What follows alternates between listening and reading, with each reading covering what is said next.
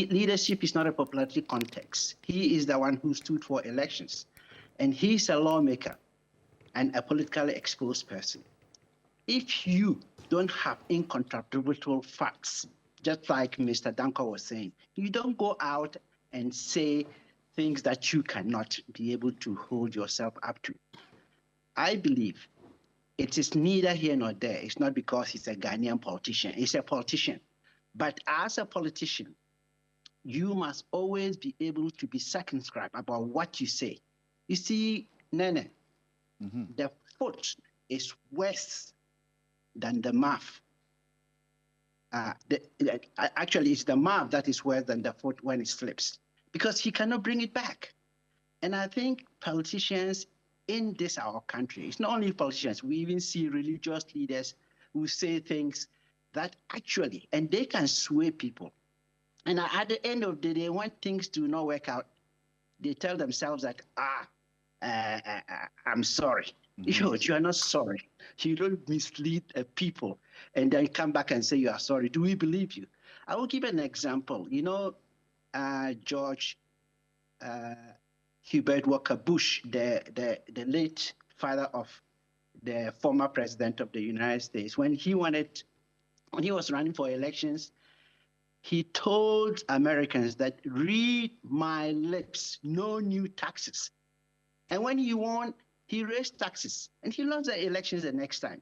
I think it should be something that our leadership, whether they are politicians or not, when you are going to say stuff, you need to have research, ironclad information to show that whatever you are saying, you can stand on it.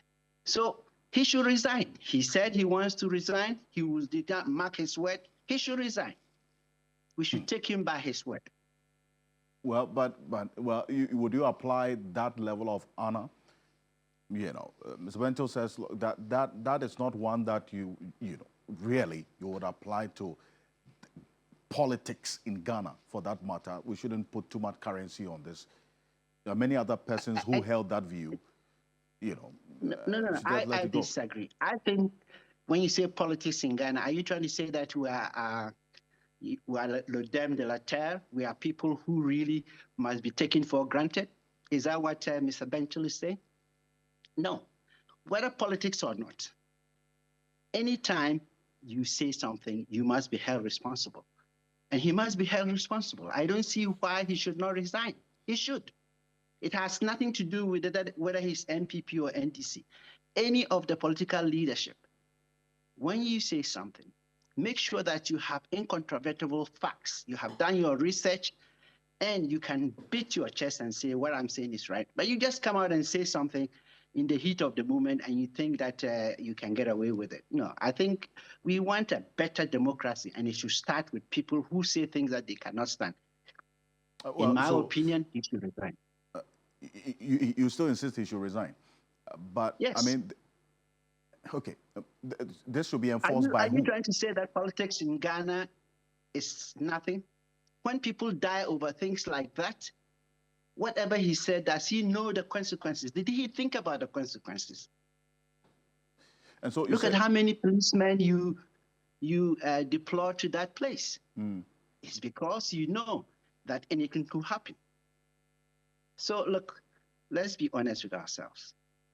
You know, like I said, no one told him to stand for elections. And he's representing the constituency. Besides, he's a lawmaker. Do you mean if the laws Mr. Baafi makes and you go against them, should it be thrown away and say, oh, Mr. Baafi and his colleagues in parliament are not serious? You know, don't mind this law. Would you agree to that? Think about it. The consequences are also important. I see. And so, yes, if it has to be enforced, who has to enforce this, really?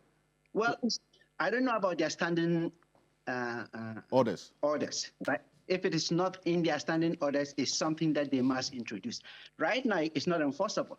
But, you know, there must be something to begin telling people that, listen, in this age, you cannot take people for granted and get away with it. So I don't know. Right now, I don't see any legal way you can enforce that. But Yeah.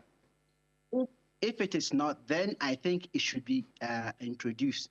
But moving forward, I think we should have a code that you don't say anything and get away with it. You should be punished, or at least you should pay some kind of recompense for what you have said. What about? I think also, if you look at what happened in Rwanda, when a radio station called Radio Mille Collines, when their broadcasters went and said, kill all these cockroaches. Are you saying those politicians who said so are not serious? And look at what happened.